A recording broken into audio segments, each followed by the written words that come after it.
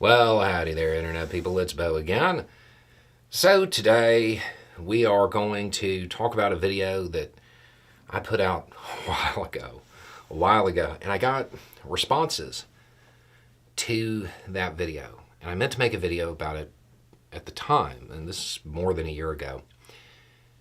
And something happened, just the news cycle overtaken by events. The video never got made. But because we're working on something else, I saw the video again, realized I still had those messages, and it might be more relevant today than it was at the time.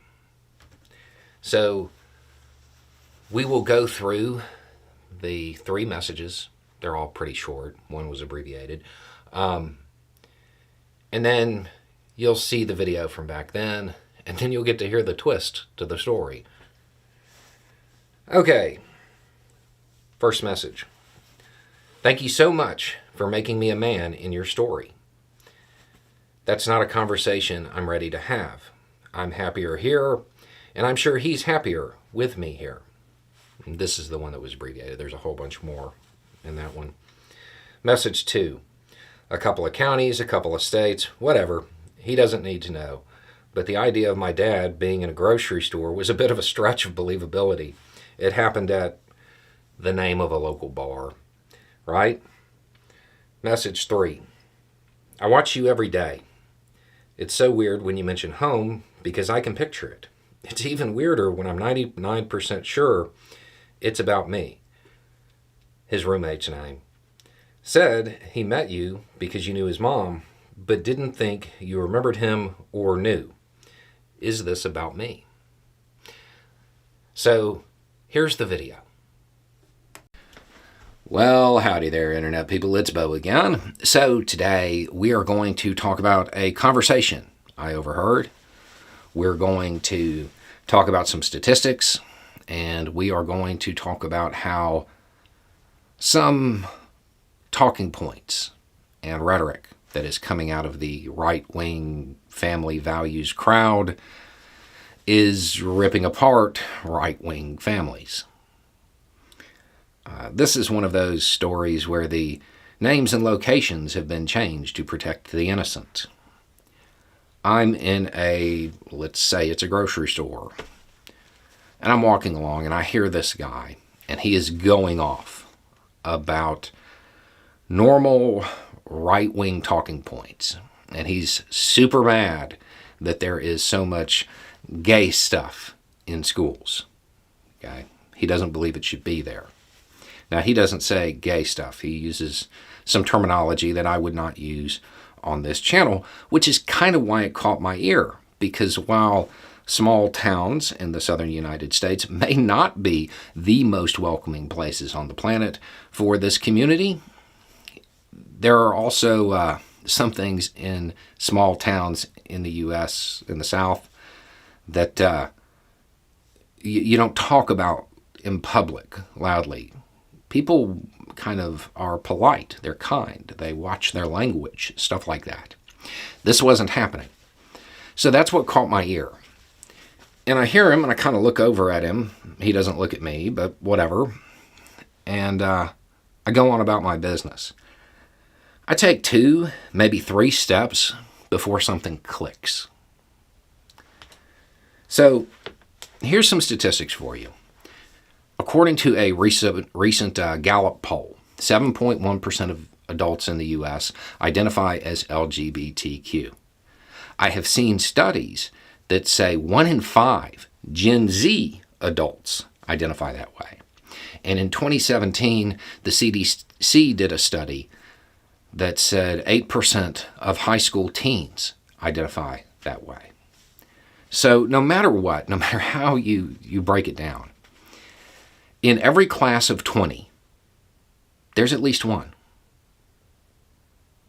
There's at least one in every class of 20. So when these policies and these talking points and this rhetoric gets pushed, it's impacting a child in every class, in every school where this stuff gets implemented. And the people who support it, They support it publicly. They talk about it. What if that one student in that class, what if that's your kid's friend? What if that's like their best friend? What if they hang out all the time? What do you think your kid is going to think of you and your rhetoric? Probably going to drive a little bit of a wedge there. They're probably going to lose respect for you. But there's another question. What if that one kid in 20, one kid in each class, what if it's your kid? Oh, you would know, right? Would you though? If you had that kind of attitude, something that would be displayed publicly, do you really expect your child to tell you? They probably won't. They wouldn't because they don't want to deal with the fallout. Imagine missing out on major parts of your child's life simply because you listened to some talking head who doesn't care about you, has never met you, does not care about your kid. But you're willing to throw away your family for them because they told you to be mad. That's something else. And it's what happened to that guy in that grocery store. Because that's what clicked. His son lives a couple counties away with a roommate. I know his roommate. They're pretty close. I am certain that this guy has no clue. Some person he has never met knows more about his kid than he does.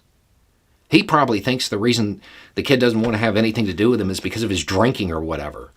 No, it's because he's parroting these bigoted talking points. And when you say stuff like this, you could be talking about your kid's best friend or your kid and not even know it. It seems like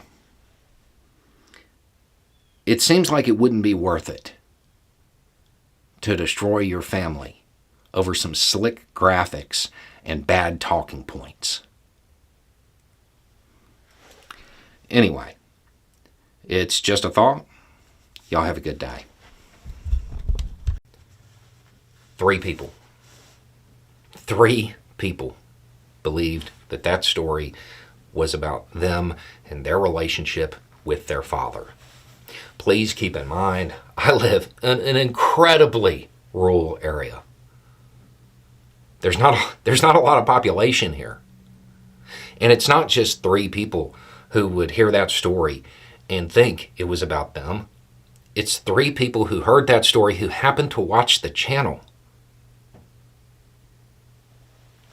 There are more.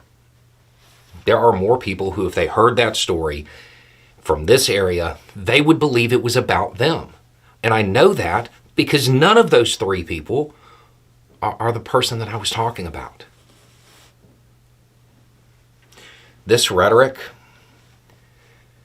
people today, you really got to understand that when you are talking like this, if you have adult kids, there's a decent chance you are talking about them or one of their close friends.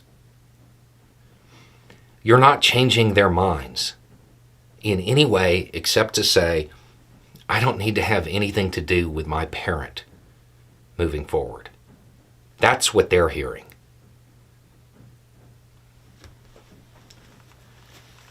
This rhetoric, it's meant to divide. It's meant to divide Americans and give people a group to kick down at. It's dividing families. Anyway, it's just a thought. Y'all have a good day.